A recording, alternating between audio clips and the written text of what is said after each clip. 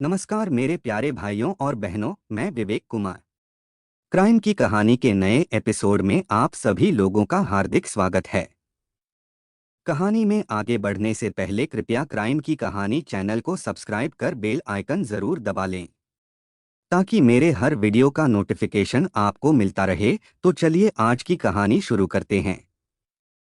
Radisson Blu hotel के कमरा number 922 में हीरा व्यापारी संदीप सुरेश कांबले का शव फर्श पर पड़ा हुआ था।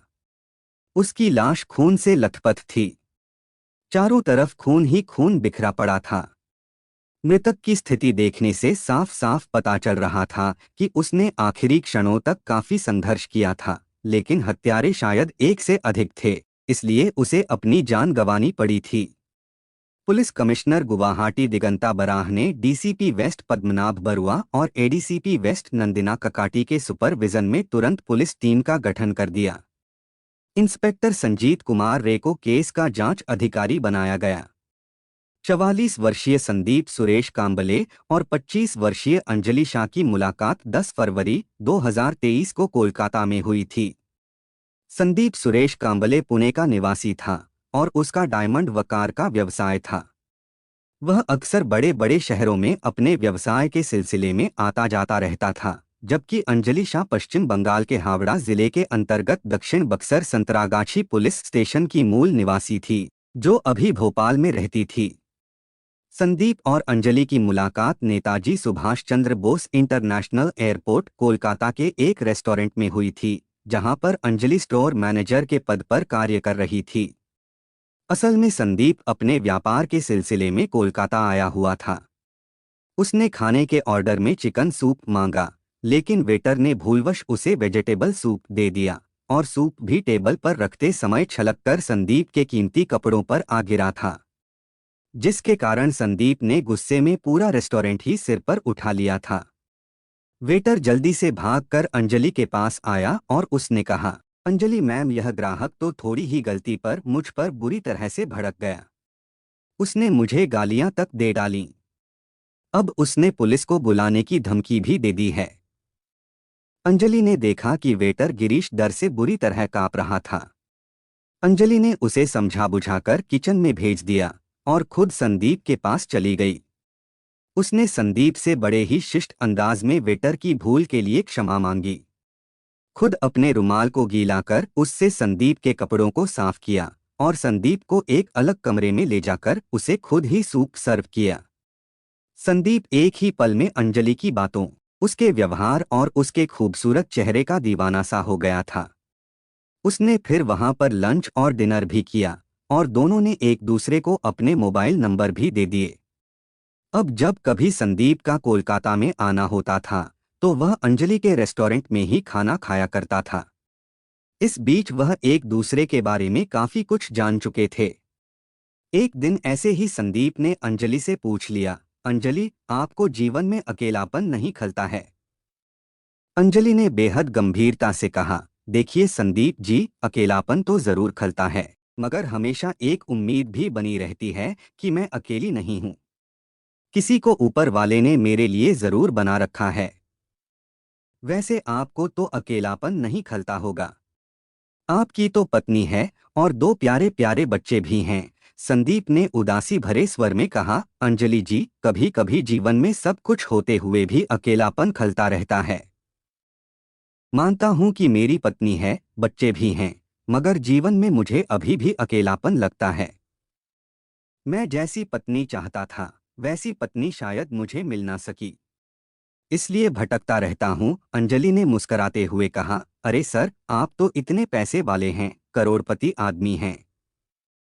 आप तो जिस पर भी नजर मारें, वह आपकी हो जाएगी। अरे अपने ऐसे नसीब कहाँ। हाँ, मगर आपकी बातों से लगता है जैसे आप अब अपने जीवन साथी की तलाश में हैं, संदीप ने कहा। अंजलि ने अपनी आंखें आकाश की तरफ घुमाते हुए कहा, देखिए जनाब, मैंने ऐसा तो नहीं कहा कि शादी करने के बाद अकेलापन बिल्कुल भी दूर हो जाता है या बिल्कुल खत्म सा हो जाता है। इसलिए मैं शादी झंझट से दूर ही रहना चाहती हूँ। वैसे शादी करने के बाद इंसान अपने जीवन में कितना सुखी रह सकता है, यह बात तो मुझसे बेहतर आप जानते हैं। वैसे सच कह रही हूं मैं ना। हाँ, मुझे एक सच्चे दोस्त की तलाश अवश्य है, मगर यह तलाश कब और कहाँ खत्म होगी इस बात का पता मुझे बिल्कुल भी नहीं है। हाँ, तलाश जारी है। अंजलि की बातें वाकई इतनी सही और सटीक थीं कि उन बातों ने संदीप के दिल को भीतर तक हिलाकर रख डाला था। उसे अंजलि की बातों में एकदम सच्चाई नजर आ रही थी। शादी होने और बच्चों के बावजूद भी तो वह खुद हमेशा कितना अकेलापन महसूस करता था। वह आज भी सचमुच कितना अकेला था। संदीप ने पूछा, चलो मैं मानता हूं कि मैं शादी करने के बाद भी आज भी अपने आप को अकेला महसूस करता हूं। मगर क्या आपने अपने अकेलेपन को दूर करने के बारे में कभी सोचा भी है? अंजलि ने कहा, संदीप जी, अपनी तो तलाश जारी है। मैंने अभी अभी आपसे यह बात कही तो है। संदीप ने हिचकते हुए कहा, आप एकदम सही कह रही हैं कि आपकी तलाश तो मैं आपसे कुछ कहना चाहता हूँ। यदि आप मेरी बात का बुरा ना माने तो जी, आप तो मेरे अपने से हैं। आपकी बात का भला मैं क्यों बुरा मानने लगी? अंजलि को संदीप की बातों में कोई विशेष ऐसी बात लग रही थी, मानो जिसे वह दिल से सुनना चाहती थी। उसने एक बार संदीप की आंखों में आंखें डालकर देखा, फिर अगले ही पल शर्माते हुए अपनी नजरें झुका दी थीं। संदीप तो जैसे अपने दिल की बात कहने के लिए कब से उतावला सा हो रहा था। उसने अपनी ही रौ में बहते हुए आखिरकार दिल की बातें अंजलि से कह ही डाली थी। अंजलि जी, सचमुच मैं अपने दिल से कह रहा हूँ। आपको यदि बुरा भी लगेगा तो मुझ पर इसका कोई फर्क भी नहीं पड़ेगा। सच कहूं तो आपसे मिलने से पहले मैं वाकई अपने आप को हमेशा अधूरा सा महसूस करता था, मगर जिस दिन से मुझे आप मिली, आपका व्यवहार, स्वभाव, बातें, आपका अपनापन, सब मुझे ऐसा लगा जैसे आप मेरी अपनी हैं। आप आज से नहीं, बल्कि जैसे जन्म जन्मांतर से मेरी अपनी हैं। आपसे मिलने से पहले मुझे लगता था जैसे मैंने अपने जीवन में कुछ पाया ही नहीं है, मगर अब मुझे ऐसा लगने लगा है जैसे आप ही मेरा सब कुछ हैं। मैं हमेशा यही सोचता हूँ कि मैं आपके सामने बैठकर आपको निहारता रहूं, आपसे बातें करता रहूं। मेरा पूरा जीवन बस आपको देखते हुए गुजर जाए।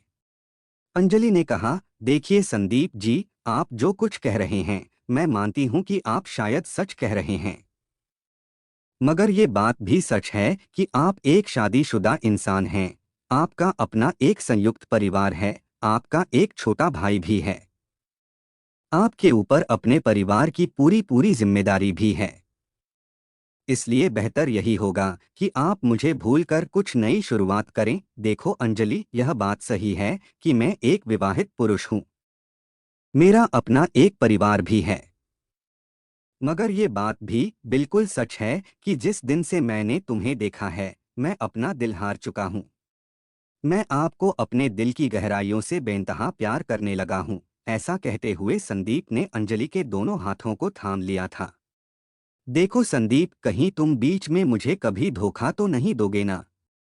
मुझे मंझधार में छोड़कर तो नहीं चले जाओगे? अंजलि ने भी अपने दिल की बात कह ही डाली। ऐसा भला तुम सोच भी कैसे सकती हो अंजलि? कहते हुए संदीप ने अंजलि को अपनी बाहों में भर लिया था। कहावत भी है कि जहाँ चाह होती है, वहाँ राह अपने आप निकल आती है। पहले तो अंजलि यह सोचकर कि संदीप एक शादीशुदा है, उससे बचती रही। संदीप की कामुकता भरी छेड़छाड़ को वह नजरअंदाज करती रही, परंतु एक दिन तो संदीप ने मर्यादा और नैतिकता की सारी हदें ही तोड़ डाली थीं। वे जाड़ों के दिन थे। संदीप कई दिनों से अंजलि को अपने होटल के कमरे में आमंत्रित करता रहता था। उस दिन रेस्टोरेंट में संदीप ने अंजलि से कहा, अंजलि, आज मेरा जन्मदिन है, इसलिए आज आपको मेरे कमरे में जन्मदिन सेलिब्रेट करने आना ही होगा। मैं बिल्कुल भी ना शब्द तुम्हारे मुंह से नहीं सुनना चाहता हूँ। अंजलि ने कहा, ठीक है, मैं शाम 6 बजे आपके कमरे में पहुंच जाऊंगी। आप अपने होटल का पता और कमरा नंबर मुझे मैसेज कर दीजिएगा। अपने तय समय के मुताबिक अंजलि ठीक 6 बजे शाम को संदीप कांबले के कमरे में पहुंच गई थी।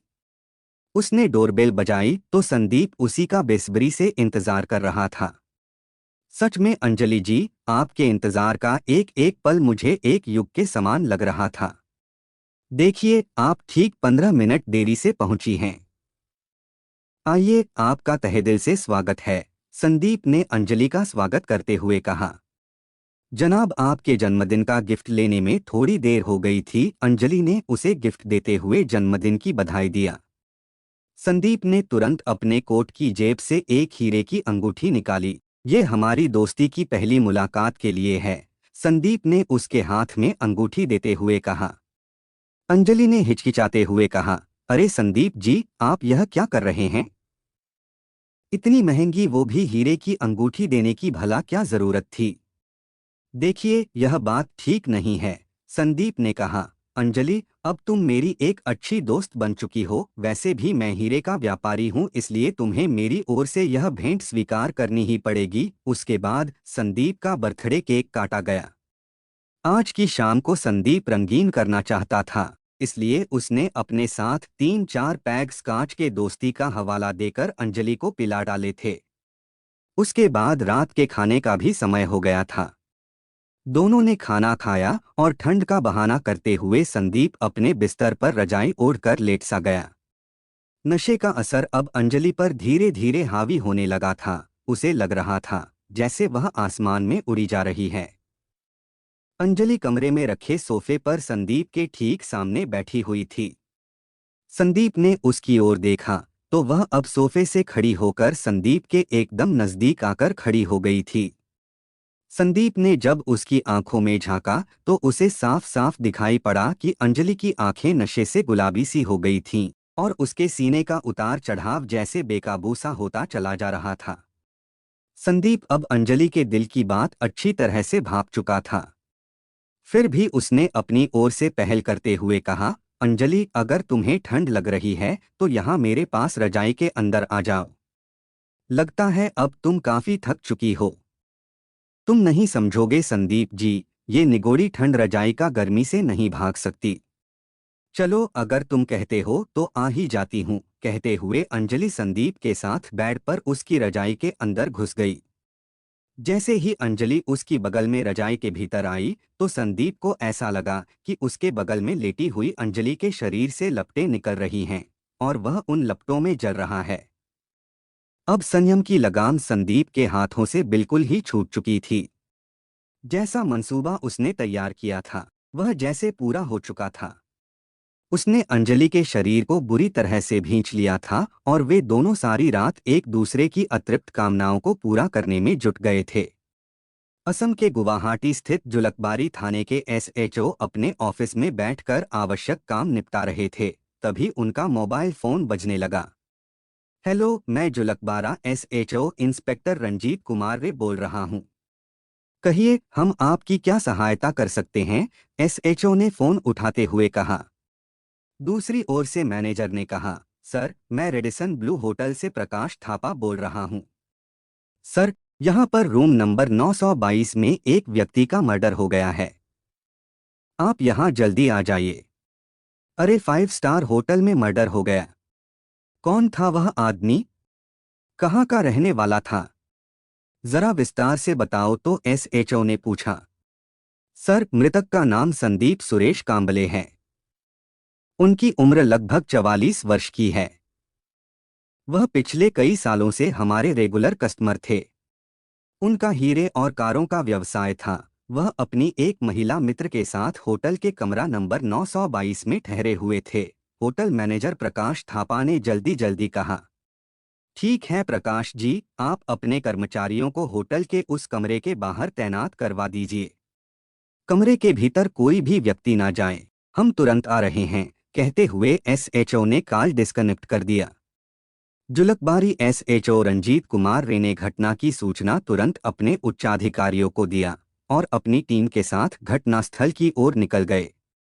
जब जुलकबारी थाने के प्रभारी होटल रेडिसन ब्लू में पहुंचे तब तक घटनास्थल पर police commissioner Diganta Barah, DCP west Padmanabh Barua, ADCP west Nandini Kakati, dog squad की टीम और फोरेंसिक टीम भी घटनास्थल पर पहुंच चुकी थी। होटल के कमरा नंबर 922 में एक व्यक्ति की लाश पड़ी थी। उसकी नाक और मुंह से खून निकल रहा था तथा शरीर पर भी चोटों के निशान थे। होटल में जमा की गई आईडी के आधार पर उसकी पहचान पुणे निवासी संदीप सुरेश कांबले के रूप में हुई। पुलिस ने कार्रवाई पूरी करने के बाद मृतक की लाश पोस्टमार्टम के लिए भेज दिया। पुलिस टीम गठित होने के बाद टीम को पता चला कि 5 फरवरी 2024 को होटल रेडिसन ब्लू के रिसेप्शन में दोपहर को किसी अनजान नंबर से कॉल आई थी कि आपके रेडिसन ब्लू के कमरा नंबर 922 में जो व्यक्ति ठहरा हुआ है उसकी तबीयत अचानक खराब हो गई है, इसलिए आप लोग तुरंत उसे प्राथमिक चिकित्सा देने का इंतजाम करें। जांच करने पर जब होटल के कर्मचारी कमरा नंबर 922 में पहुंचे तो वहां पर संदीप सुरेश कांबले मृत पड़े थे, जिसकी सूचना तुरंत होटल मैनेजर ने पुलिस को दे दी थी। अब तक पुलिस की टीम सारे सीसीटीवी फुटेज खंगाल चुकी थी। एक सीसीटीवी में होटल रेडिसन ब्लू के कर्मचारियों ने मृतक महिला मित्र को पहचान लिया, जो अक्सर मृतक के साथ होटल में ठहरने को आती रहा करती थी। उसकी पहचान अंजलि शाह के रूप में हुई। सीसीटीवी फुटेज में वह महिला एक पुरुष के साथ दिखाई दे रही थी, जो होटल कर्मचारियों के लिए एकदम अनजान चेहरा था। होटल के रजिस्टर को बारीकी से चेक किया गया तो यह जानकारी निकलकर सामने आई कि सीसीटीवी फुटेज में अंजलि शाह होटल के कमरा नंबर 1024 में भी दाखिल होते देखी गई थी। उसके बाद सीसीटीवी फुटेज में संदिग्ध महिला ने कमरा नंबर 922 का पिछला दरवाजा खोला था, जिसमें एक अन्य संदिग्ध व्यक्ति कमरा नंबर 922 में दाखिल हुआ था। उसके बाद वे दोनों एक साथ होटल रेडिसन ब्लू के बाहर के दरवाजे में बदहवासी की स्थिति में देखे गए थे। पुलिस टीम ने जब कमरा नंबर 1024 के ग्राहक का बायोडाटा और फोन नंबर खंगाला गया तो वह 27 वर्षीय विकास शाह पश्चिम बंगाल के हावड़ा जिले के गोलाबारी पुलिस स्टेशन के अंतर्गत 12/6 ऋषिकेश घोष लेन सैकिया का निकला। एक और बात निकलकर सामने आई कि रेडिसन ब्लू होटल के रिसेप्शन पर फोन विकास शाह ने ही किया था। अब पुलिस ने अंजलि शाह और विकास शाह का फोन नंबर सर्विलांस पर लगवा दिया था।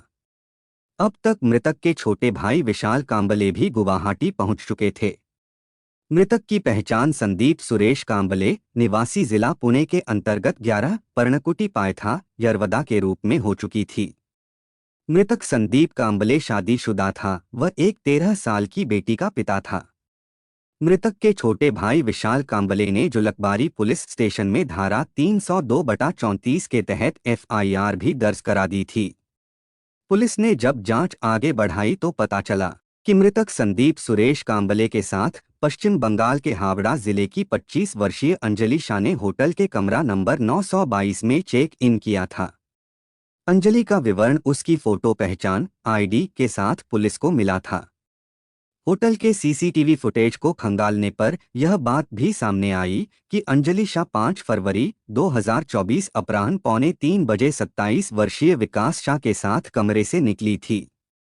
पुलिस टीम ने दोनों संदिग्धों अंजलि और विकास की तस्वीरों से पूरा विवरण तत्काल वायरलेस सेट पर पूरे गुवाहाटी में प्रसारित करवा दिया। उसके बाद पुलिस टीम को गुवाहाटी के लोकप्रिय गोपीनाथ बोरदोलोई अंतर्राष्ट्रीय हवाई अड्डे LGBIA पर दोनों संदिग्धों के नामों की जांच करने पर पता चला कि दोनों संदिग्धों ने गुवाहाटी से पश्चिम बंगाल के कोलकाता के लिए हवाई टिकट बुक किया था। उनके प्रस्थान का समय दिनांक 5 फरवरी 2024 की रात 9:15 बजे का था। संदिग्धों के बारे में एकत्र की गई जानकारी के आधार पर लोकप्रिय गोपीनाथ बोरदोलोई अंतर्राष्ट्रीय हवाई अड्डे की ओर जाने वाली सभी सड़कों के किनारे बोरझार चौकी क्षेत्र में एक पुलिस नाका स्थापित कर दिया गया। पुलिस की यह कोशिश आखिरकार रंग लाई और 5 फरवरी 2024 की शाम 5:42 पर जब वे दोनों एक किराए की टैक्सी से हवाई अड्डे की ओर जा रहे थे, उन्हें पुलिस टीम द्वारा गिरफ्तार कर लिया गया। दोनों संदिग्धों से गहन पूछताछ के बाद इस हत्याकांड की जो कहानी निकलकर सामने आई वह एक प्रेम त्रिकोण की थी। 44 वर्षीय संदीप सुरेश कांबले पुणे जिले का रहने वाला हीरा व्यापारी और कार डीलर थे। 25 वर्षीय अंजलि शाह कोलकाता के होटल में काम करती थी। दोनों का एक बार परिचय हुआ तो यह परिचय दोस्ती और उसके बाद धीरे धीरे प्यार में बदल गया था। संदीप सुरेश कांबले भले ही अंजलि से करीब 2 गुने उम्र का था, लेकिन बहुत पैसे वाला था, इसीलिए अवैध संबंध बन गए थे। संदीप उसे काफी महंगे महंगे तोहफे देता रहता था। उनके बीच यह संबंध तकरीबन 1 साल तक बदस्तूर जारी रहा, लेकिन इस बीच अंजलि शाह की जिंदगी में विकास शाह की एंट्री हो गई। 27 वर्षीय विकास भी कोलकाता में रहकर ही नौकरी करता था। अंजलि काफी समय तक दो नावों पर सवारी करती रही। एक ओर जहां अंजलि दो नावों पर सवार होकर जिंदगी के अनमोल सुख ले रही थी, वहीं दूसरी तरफ उसके पहले प्रेमी संदीप सुरेश कांबले को उसके दूसरे प्रेम संबंध के बारे में पता चल गया। उसने जब अंजलि से जवाब तलब किया तो इस दोहरी जिंदगी से परेशान होकर अंजलि ने संदीप सुरेश कांबले के बजाय विकास को चुना। यह बात सुरेश कांबले को नागवार गुजरी और फिर उसने अंजलि को अंतरंग फोटो के जरिए ब्लैकमेल करना शुरू कर दिया। संदीप कांबले अब अंजलि शाह पर शादी करने का दबाव भी डालने लगा था, जबकि अंजलि उससे शादी करना तो दूर, अब दोस्ती भी नहीं करना चाहती थी। उसने संदीप से सारे रिश्ते भी तोड़ दिए थे। संदीप अंजलि को किसी भी हालत में अपने से दूर नहीं होने देना चाहता था। जब अंजलि उससे किनारा करने लगी तो संदीप अब काफी आक्रामक हो गया था और उसने अंजलि और विकास के परिवार के सदस्यों से संपर्क करना शुरू कर दिया ताकि अंजलि उससे शादी करने के लिए मजबूर हो सके। यहाँ तक कि संदीप ने विकास के साथ अपनी और अंजलि की तस्वीरें भी साझा की ताकि उन दोनों का रिश्ता टूट सके। अंजलि ने संदीप के साथ अपना रिश्ता खत्म कर दिया था, मगर संदीप उस पर लगातार दबाव डाल रहा था और उसने अंजलि का पीछा करना जारी रखा, जबकि दूसरी तरफ अंजलि अब विकास के साथ प्रेम में थी। इसके कुछ समय बाद अंजलि ने विकास शाह को संदीप सुरेश कांबले के बारे में सब कुछ सच सच बता दिया।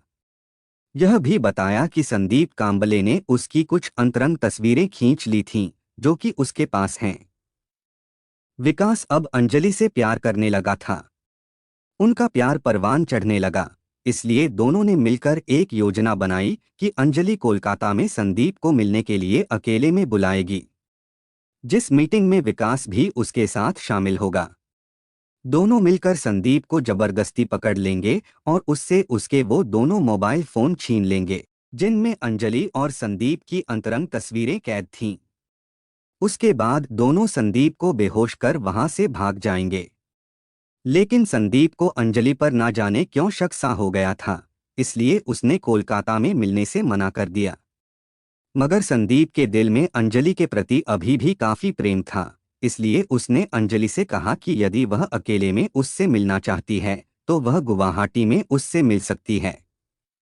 संदीप ने उससे कहा कि एक बार वह गुवाहाटी में कामाख्या मंदिर के दर्शन कर ही आए थे, इस बार फिर से देवी के दर्शन भी कर सकते हैं और मिल भी सकते हैं। अंजलि ने यह बात विकास को बता दी तो दोनों ने अलग अलग गुवाहाटी जाने का प्रोग्राम बना लिया। वे दोनों संदीप से किसी भी तरह मोबाइल फोन छीन लेना चाहते थे। प्लान के मुताबिक अंजलि गुवाहाटी एयरपोर्ट पर संदीप से मिली और फिर रेडिसन ब्लू होटल के लिए रवाना हो गई, जहां उन्होंने होटल के कमरा नंबर 922 में चेक इन किया। यह जानकारी अंजलि ने विकास को दे दिया। अपना कमरा नंबर बताकर उसे रेडिसन ब्लू होटल में ही कमरा लेने को कहा। विकास भी होटल आ गया और उसने कमरा नंबर 1024 में चेक इन किया। इस बीच संदीप बाथरूम में गया तो अंजलि ने कमरे का दरवाजा खोल दिया और विकास को जल्दी कमरे में आने को कहा। विकास सारे सामान के साथ, जो पहले से ही उनके प्लान में शामिल था, कमरा नंबर 922 में पहुंच गया।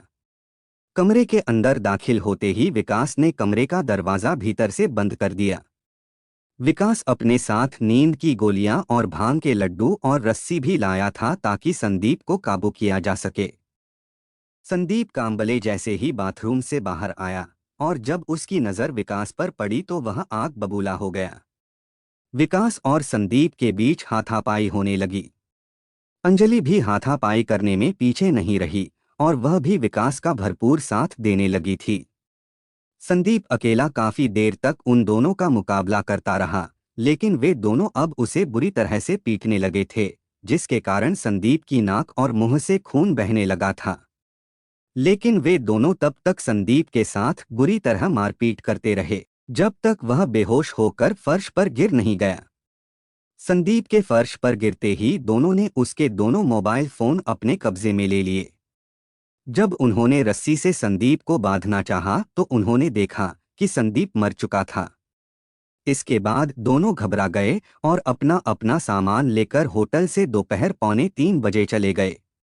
पहले वे दोनों कोलकाता के लिए ट्रेन पकड़ने के लिए गुवाहाटी के कामाख्या रेलवे स्टेशन गए थे। वहां वे दोनों काफी देर तक बैठे भी रहे थे। उसके बाद विकास ने रेडिसन ब्लू होटल के रिसेप्शन में फोन कर रूम नंबर 922 में ठहरे व्यक्ति के अस्वस्थ होने की सूचना दिया। उस समय कोलकाता के लिए कोई ट्रेन उपलब्ध न होने के कारण उन्होंने ट्रेन से कोलकाता जाने का इरादा बदल दिया और उस दिन रात को 9:15 वाले प्लेन से कोलकाता जाने का टिकट बुक करा लिया। मगर इसके पहले वहां पर गुवाहाटी पुलिस सजग और सतर्क हो चुकी थी, जिसके कारण जब वे दोनों एलजीबीआईए की तरफ जा रहे थे तो पुलिस ने उन दोनों को गिरफ्तार कर लिया। पुलिस ने दोनों आरोपियों से महत्वपूर्ण सबूत बरामद किए, जिनमें खून से सने कपड़े, मृतक के दोनों मोबाइल फोन व भांग की मिठाई, नींद की गोलियों के साथ साथ आपत्तिजनक बातचीत वाले दोनों आरोपियों के मोबाइल शामिल थे। गुवाहाटी पुलिस ने अंजलि शाह और उसके प्रेमी विकास शाह को गिरफ्तार कर जेल भेज दिया। कहानी को लास्ट तक सुनने के लिए आपका धन्यवाद। इस कहानी के बारे में अपनी राय कमेंट करके ज़रूर बताइएगा और ऐसी ही अपराध की सच्ची कहानियों के लिए हमारे चैनल क्राइम की कहानी को सब्सक्राइब कर लीजिए। कहानी को लाइक और शेयर ज़रूर करें। धन्यवाद।